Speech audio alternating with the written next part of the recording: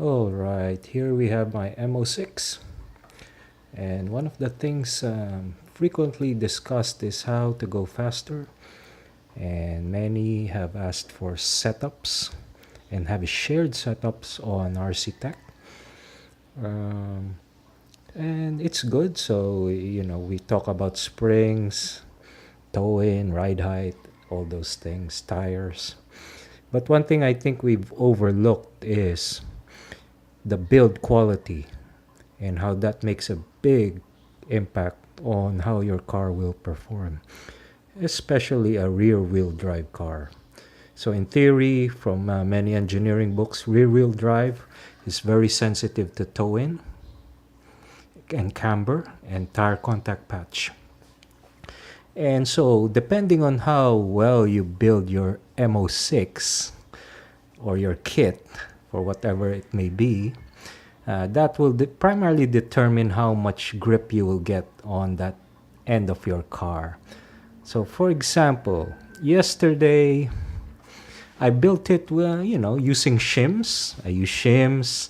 I built it with care, and this is what I got. It's okay. It's not so bad, but notice there's still some wiggling. There's still some play on the suspension. And, this is probably like more than a degree of movement. So your camber is going to flop around 1 degree. Your toe in is going to flop around 1 degree or more. And that cannot be good for your handling. You're going to lose grip. Your contact patch will not be consistent.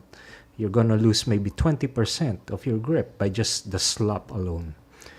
That's that's just off my theory. All right. So, but then what can we do? So this is with shims already. I used Tamiya shims, built it with care.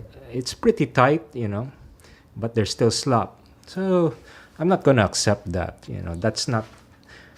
That's one of the reasons why M06s are spinning out or not handling well. You build it like this. It's hard to set your caster.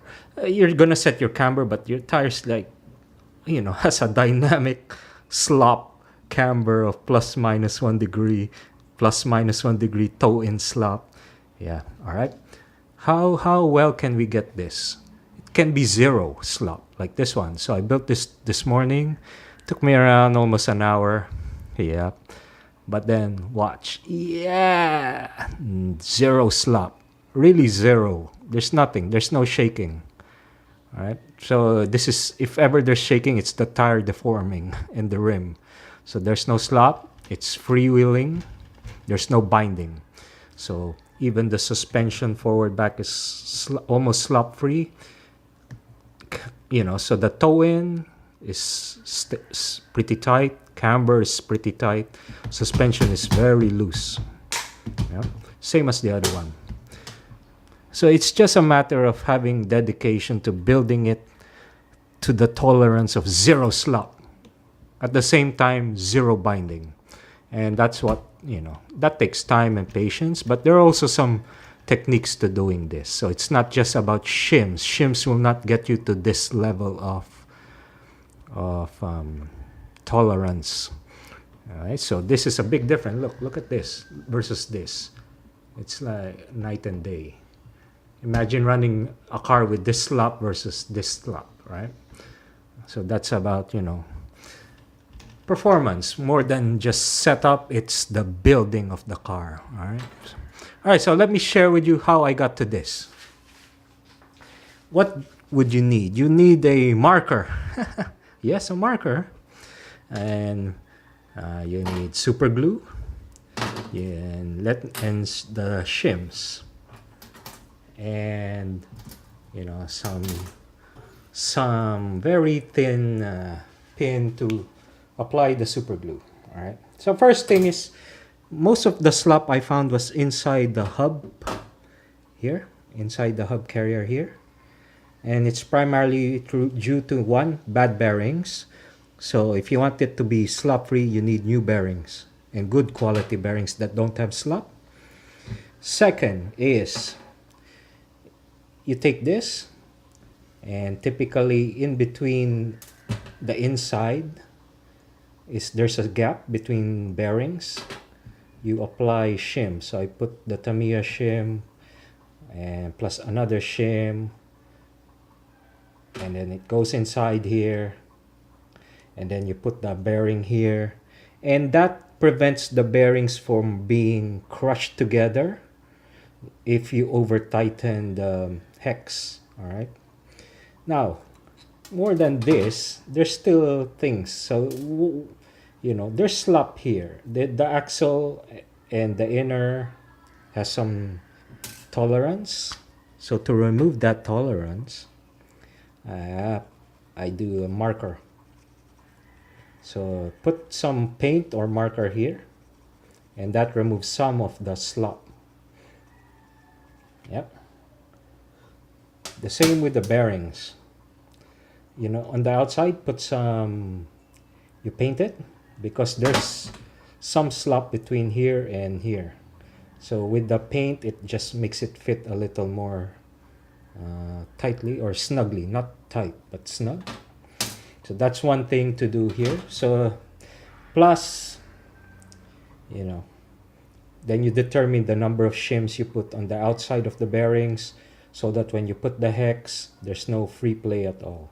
All right, so it's a matter of paint, shims, and patience for the wheel hub, plus good bearings to get the slop out of here. That's one place. The next place would be slop on the arms. So between the hinge pin going into the arms, you'll notice there is some slop. You will get some slop on some arms. You know, it will vibrate a little. And the best way you have to get rid of that as well. So the way I do it is I use a picogram.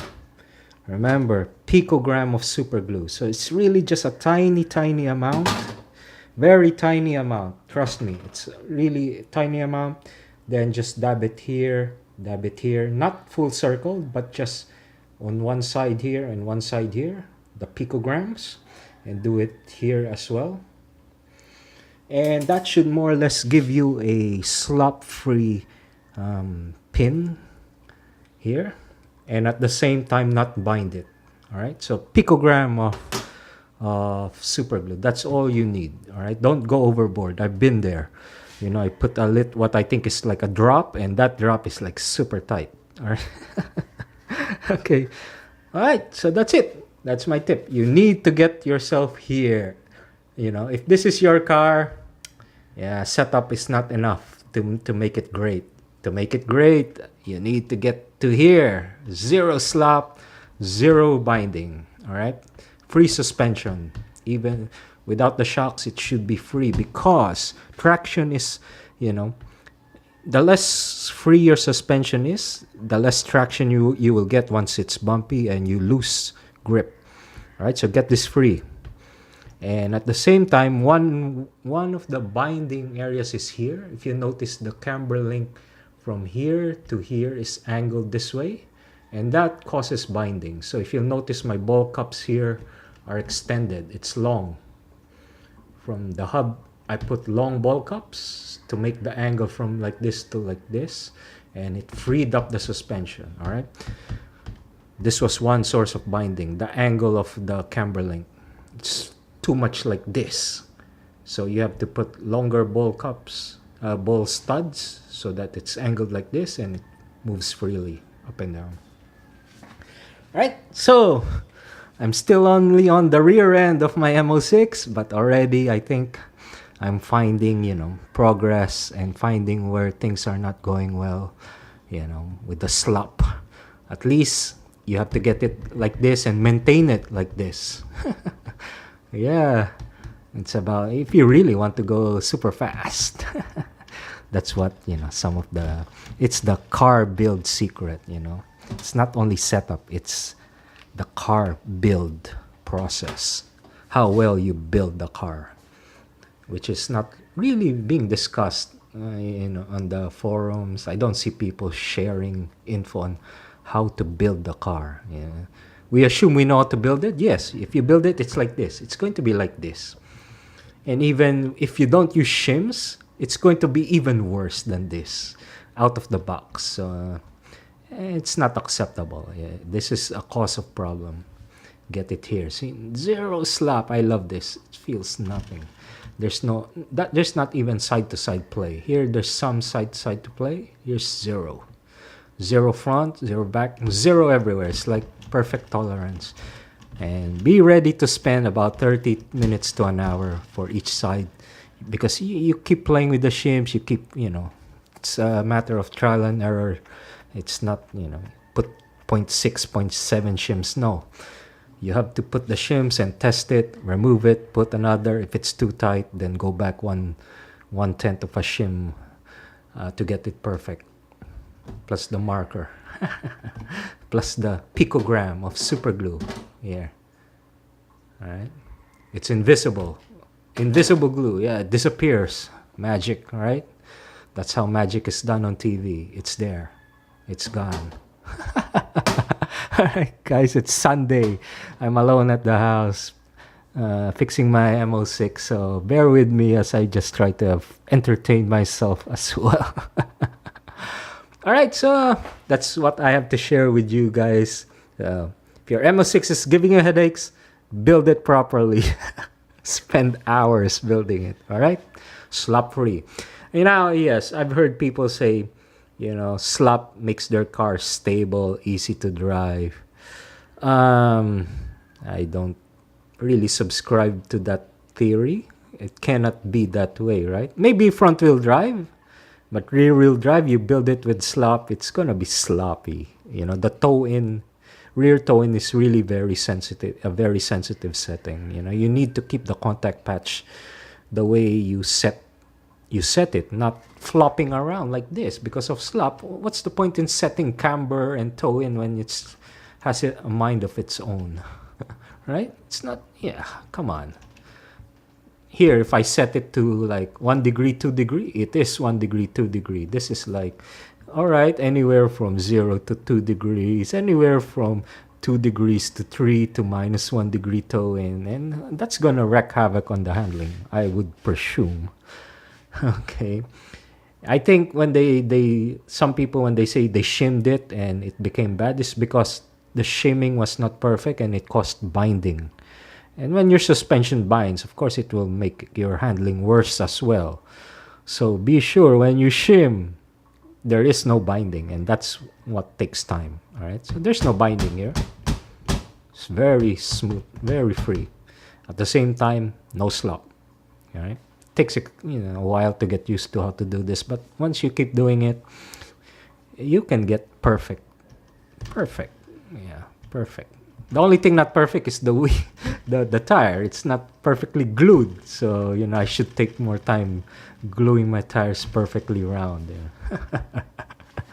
All right. Okay, so thank you guys and have a nice Sunday. Cheers.